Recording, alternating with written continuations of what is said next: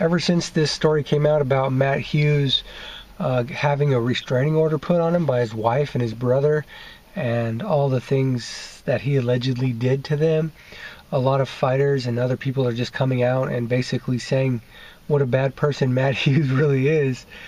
You have the latest one I heard was Matt Serra. He was saying they didn't really like each other, and way after Matt Serra was like trying to mend, I guess, the relationship, just trying to be nice and respectful, and he ran into Matt Hughes and basically was like, hey, how's it going, just trying to be nice.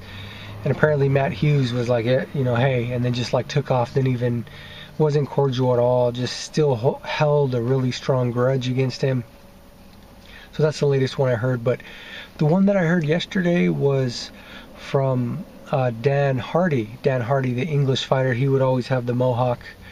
I guess Dan Hardy and him would always get into it as well. They had strong differences of opinions. And Dan Hardy's main gripe with Matt Hughes is basically that he's a trophy hunter. He goes and just kills animals just for sport, for fun. And Dan Hardy says that people that do it for fun, like if they do it for food, then that's like, I guess, the best way you can do it. But if you're just doing it for sport, then there's like something wrong with you, because you're just killing things for fun. You're just murdering things for fun.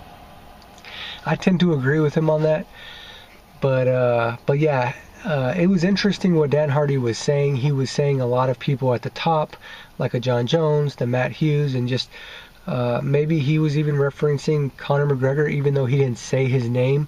He was basically saying that a lot of them are like almost like sociopathic. They're like kind of sick in the head in their own way. They have this narcissism, like they're almost more than human. And they have this sick thing about them, and a lot of times, and it even happens in like corporate America, where these sociopaths are able to manifest a lot of positive things out of their sick behaviors and thoughts, which is unfortunate. Basically, that it was saying that this kind of thing can happen. Great things are able to be manifested by this sick behavior. So that was really interesting. I thought that was a cool and interesting point that he made. I guess it's kind of like a philosophical type thing. But yeah, I guess Matt Hughes took his son to Africa to go and just kill animals. And apparently there's a lot of pictures with him standing next to these exotic animals that he like just killed for fun. So it's just interesting that Matt Hughes, I didn't really realize he had all these problems with other people. But that's just the type of person he is, I guess. I never really liked him from the beginning when he was winning and he was champion. Something about him, he just rubbed me the wrong way. There's something I didn't like about him, and I was happy that he eventually got beat. And speaking of that, it's like Dan Hardy said, the reason why George St. Pierre stands out is because he's not like that. He's not like sociopathic. He's not narcissistic. He's humble. He's a humble champion, and he was able to manifest that by being a good person. So it could work both ways. You don't have to be sick in the head to be able to succeed to the level that a lot of people do that are sociopaths. So yeah, so it's just interesting. I don't know if they're trying to say that this is like just rewards, is this like karma, or this is coming back to bite him, his personality and what he does. There's a lot of fighters, I think, that are trophy hunters. I mean, Joe Rogan goes out and hunts. I'm not sure if he does it for sport or for food or for both. And then you have Ray Borg, who I heard goes out and hunts and kills animals for fun, maybe for food, I'm not sure. But yeah, it's just interesting, like these stories coming out now after, and it's crazy because they say time is the ultimate truth teller, and it's just so true, because people can act all big, bad, and mighty now, but what's going to happen in the future? Because time is the ultimate truth teller, and this I guess maybe what they're trying to say is time is catching up to him.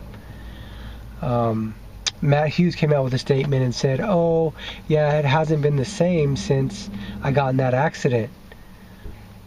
And that his mind, I guess, has never been the same. And he came out with a statement basically almost claiming that he's the victim in this whole situation. I mean, it kind of made it seem like that, and thanking his fans and everyone supporting him, which not really on either side. You know, it's unfortunate what happened to him, but we really don't know how he is treating his family and that whole situation.